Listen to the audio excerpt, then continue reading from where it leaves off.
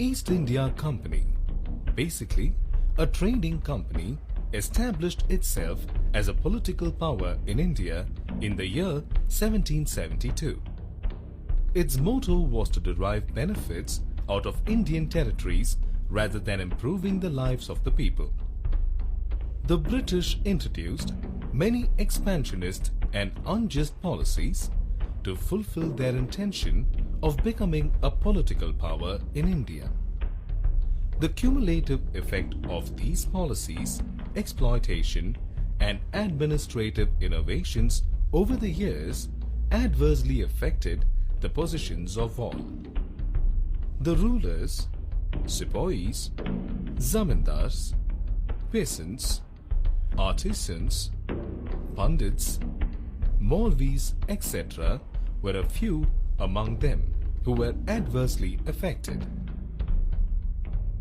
The colonial policies of the East India Company destroyed the traditional economic fabric of the Indian society.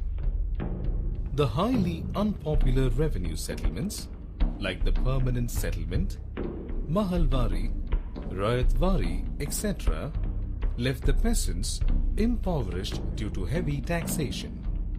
The annexation of Indian states by the company cut off the major source of patronage to the artisans and handicraftsmen, making their lives more miserable. Adding to the misery, British policies also discouraged Indian handicrafts and promoted British goods. Zamindars, the traditional landed aristocrats, often saw their land rights forfeited, resulting into a loss of status for them in the villages. The East India Company's undue interference in the administration of princely states through the policies like subsidiary alliance and doctrine of lapse caused discontentment not only amongst the rulers but also the people. The British never mixed with the Indian people and treated even the upper class Indians with contempt. Such a racist attitude did not go well with educated Indians.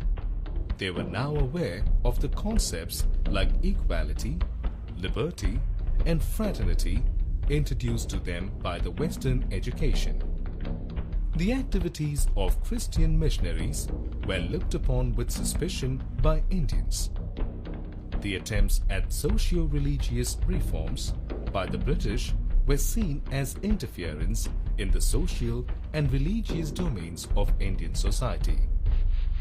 The conditions of service in the company's army increasingly came into conflict with the religious beliefs of the sepoys. To a religious Hindu of that time, crossing the sea meant loss of caste. The General Service Enlistment Act, passed in 1856, made it compulsory for an Indian sepoy to serve overseas if required by the government. The Indian sepoys were also unhappy about their emoluments compared to their British counterparts. An Indian sepoy was made to feel a subordinate at every step and was racially discriminated in matters of promotions and privileges. The annexation of Awadh, which was home to many of the sepoys, further inflamed their feelings. These were the reasons which caused great resentment among the sepoys. However, the flashpoint was reached when the soldiers were asked to bite off the paper cartridges for the newly introduced Enfield rifles, which were reportedly greased with beef and pig fat. This was against the religious beliefs of Hindu and Muslim sepoys. In February 1857, the sepoys of 19th Native Infantry at Berhampur refused to use the newly introduced Enfield rifles and broke out in mutiny. The infantry was disbanded in March 1857. On March 29, 1857, the Indian sepoys at Barakpur refused to use the greased cartridges. They were forced to bite the cartridges and load the rifles on a routine drill. Mangal Pandey, a young sepoy of the regiment, gets enraged and attacks his officers. He was later overpowered by the European soldiers of the regiment. The Indian sepoys get inspired by Mangal's act and tension grips in the entire regiment. Mangal Pandey shoots himself to avoid humiliating trial at the army court. However, he survives and is put on trial. He was subsequently hanged.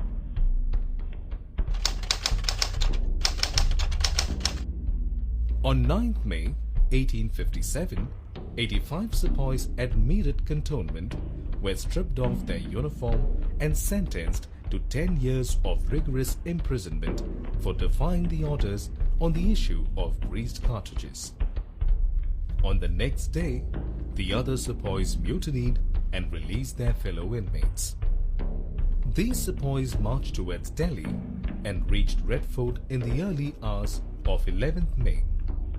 They persuaded Bahadur Shah II, the Mughal emperor, to become the leader of the revolt and proclaimed him as Shahenshah-e-Hindustan. The rebels captured the city of Delhi from the British. Bahadur Shah wrote letters to all the chiefs and rulers of India, urging them to organize a confederacy of the Indian states to fight and replace the British regime. Storm centers of the revolt. At Delhi, the Mughal emperor Bahadur Shah was only a symbolic leader, and the real power was exercised by General Bakht Khan. At Kanpur, the revolt was led by Nana Sahib and his general Tantia Tope. The revolt at Lucknow was led by Begum Hazrat Mahal. Maulvi Ahmadullah of Faiziabad also organized rebellions and fought the British. Khan Bahadur Khan, a descendant of the last independent Rohilla leader, was a British pensioner at Bareilly. The revolt provided him an opportunity to claim his ruling rights over his territory.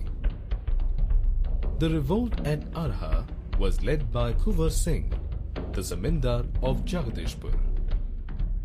Rani Lakshmi Bai offered a stiff resistance to the British at Jhansi, but she was finally defeated at Gwalior.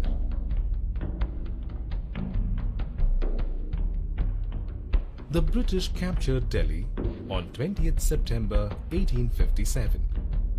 Bahadur Shah was taken as a prisoner and the royal princes were captured and shot dead.